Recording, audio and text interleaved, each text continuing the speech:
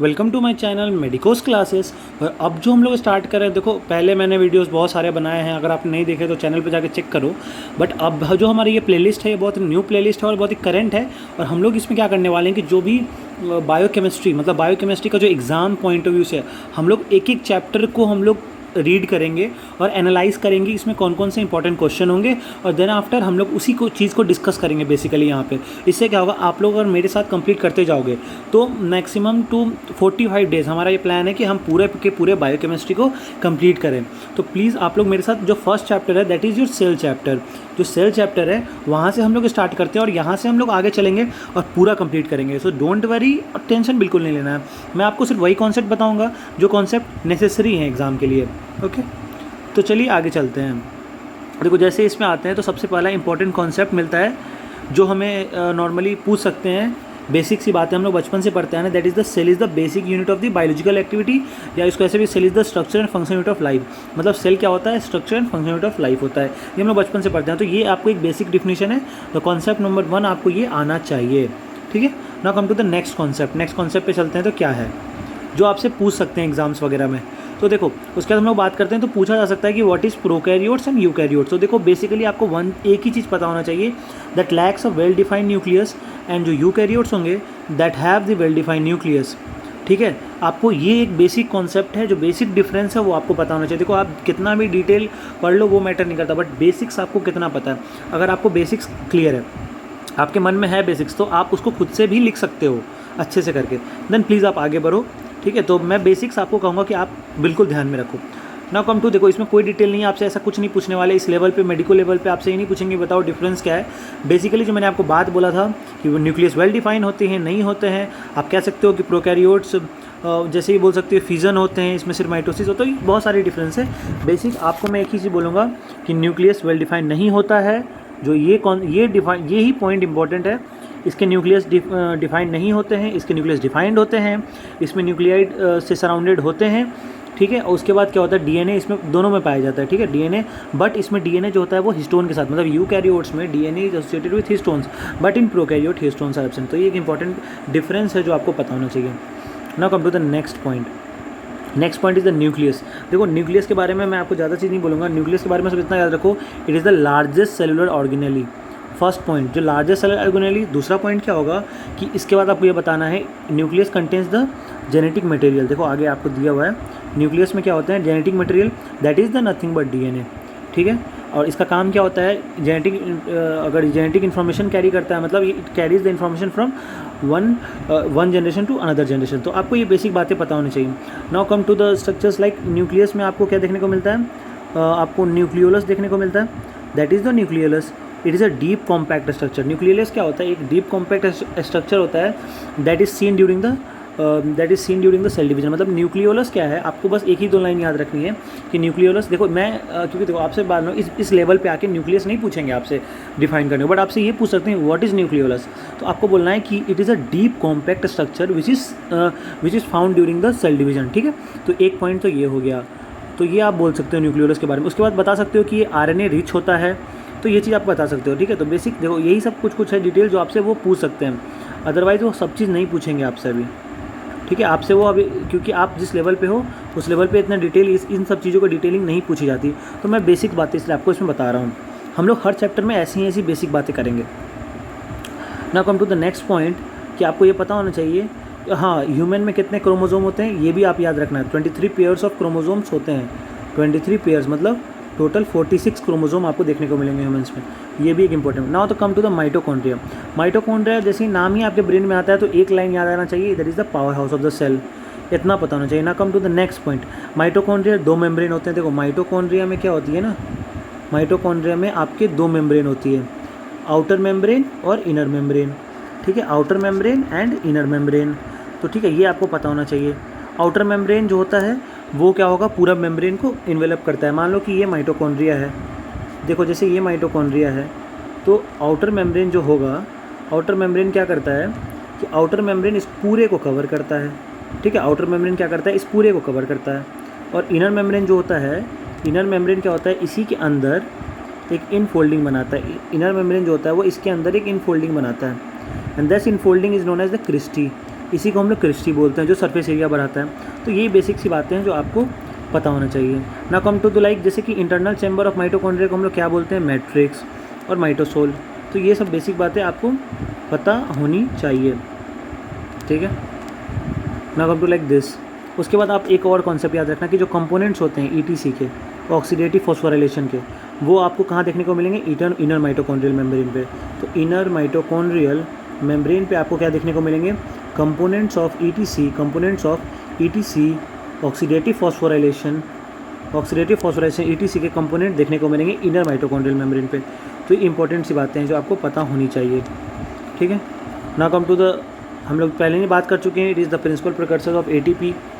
इनके पास डीएनए होता है, that is your own DNA. Mitochondria में खुद का डीएनए होता है, that is the mitochondrial DNA.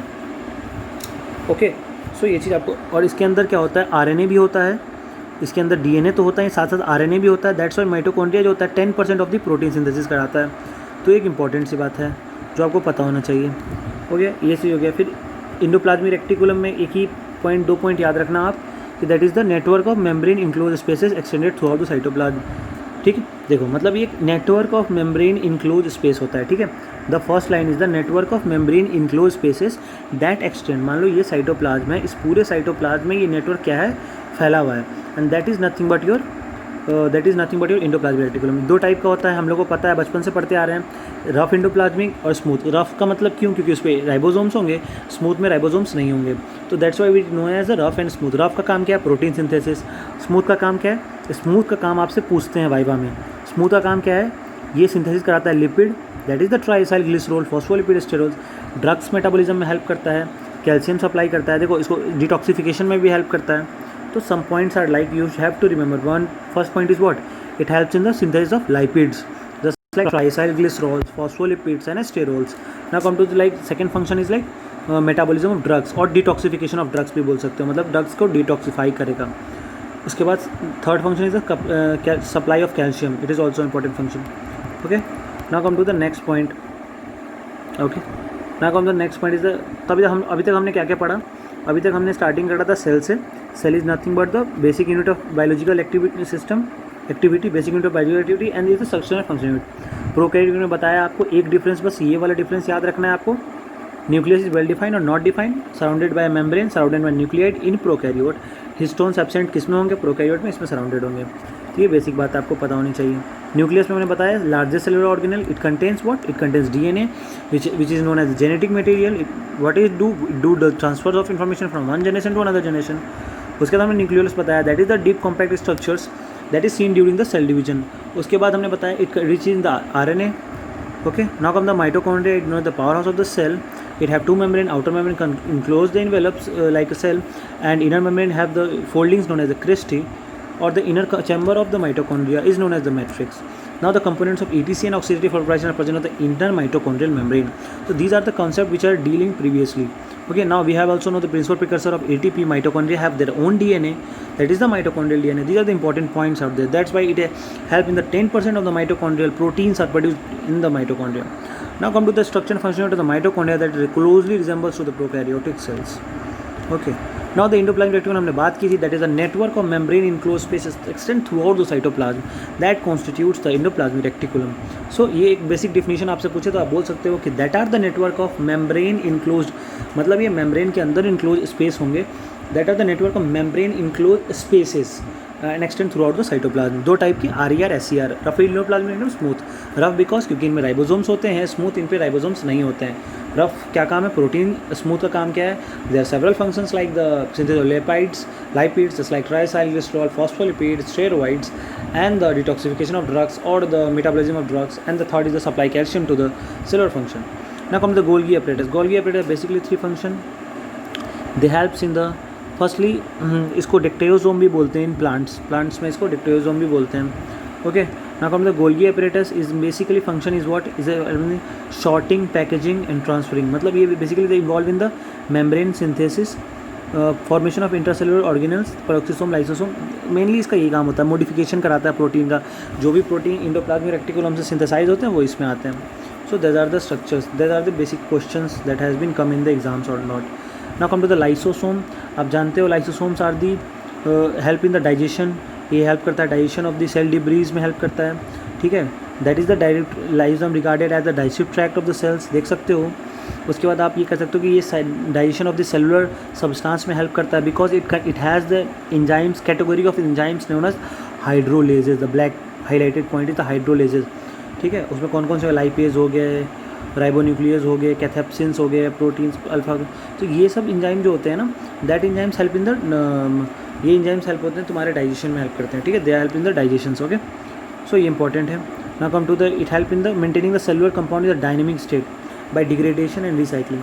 मतलब ये क्या करते हैं ना, ये लाइसोसोमल एंजाइम हेल्प करते हैं तुम्हारे प्रोडक्ट को, मतलब जैसे जो भी प्रोडक्ट हमारे बॉडी में ज़रूरत नहीं है उस प्रोडक्ट को ये हटा देंगे बॉडी से। So it is help in this functions.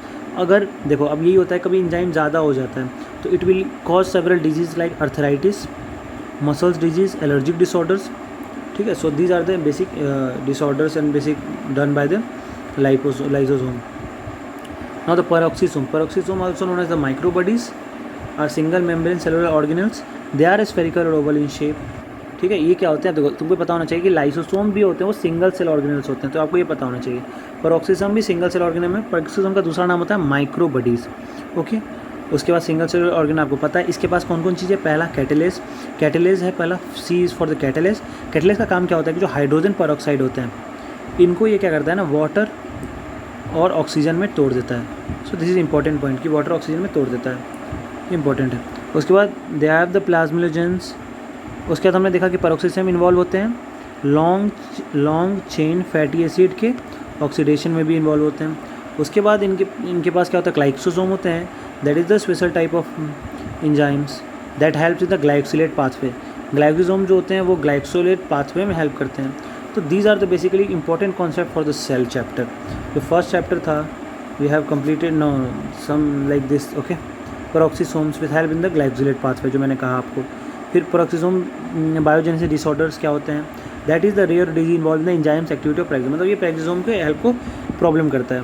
So basically यही इंपॉर्टेंट फंक्शन है। Cytoskeleton and cytosol and cytoskeleton, देखो जो सेल के अंदर जो सेलुलर मैट्रिक्स होती है ना, that matrix is known as the cytosol.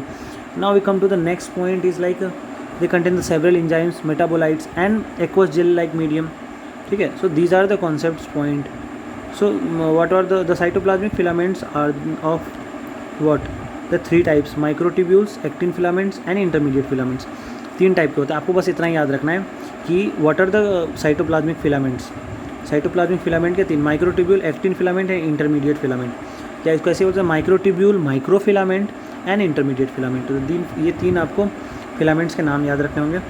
Cytoskeleton हुआ सेल्स का skeleton, cyto is for cell, skeleton is for the structure, cell structure, ठीक है। तो these are apoptosis is natural cell death, apoptosis को हम लोग नेचुरल सेल डेथ बोलते हैं। सो ये हम लोग बाद में डील करेंगे। तो बेसिकली सेल में इतना इंपॉर्टेंट कॉन्सेप्ट थे एंड एवरी कॉन्सेप्ट हमने बात किया है एग्जामिनेशन पॉइंट ऑफ व्यू से। मैं आपको सजेस्ट करूँगा जो भी जैसे माइटोकॉन्ड्रिया आपने पढ़ा तो उसके डिसऑर्डर्स आप पढ़ लो खुद से, ठीक है। तो ये आपको हेल्प करेगा। तो दीज आर बिकॉज ये थोड़ा पुराना एडिशन है बुक का। नेक्स्ट जो हमारा चैप्टर होगा that is for the carbohydrate, उसमें हम लोग नए एडिशन का इस्तेमाल करेंगे। ये पुराना थोड़ा एडिशन है तो कुछ इसमें नहीं दे रखा है और वही चीज़ को मैं उसमें कवर कर दूँगा उस वाले लेक्चर में। तो आई थिंक आपको अच्छा लगा। प्लीज़ अपने कमेंट्स करो और मुझे बताओ कि आपको लेक्चर कैसा लग रहा है, आपको सही लग रहा है या नहीं लग रहा, क्योंकि मैं चाह रहा हूँ कि मैं बायोकेमिस्ट्री के हर एक चैप्टर को डील करूँ। और अगर आप लोग कहेंगे या मैं करने ही वाला हूँ, मैं एनाटॉमी में भी कुछ अच्छा चीज़ लाने वाला हूँ आप लोगों के लिए। तो बीच में मैं डिसकंटिन्यूस हो गया था। अगर आप नए हो मेरे चैनल पे तो प्लीज़ सब्सक्राइब कर लो और मेरे पहले वीडियो देख सकते हैं, मैंने पहले बहुत सारे वीडियोस डाल रखे हैं। तो थैंक यू, प्लीज़ सब्सक्राइब कर देना। अगर अच्छा लगे तो लाइक करना ज़रूर।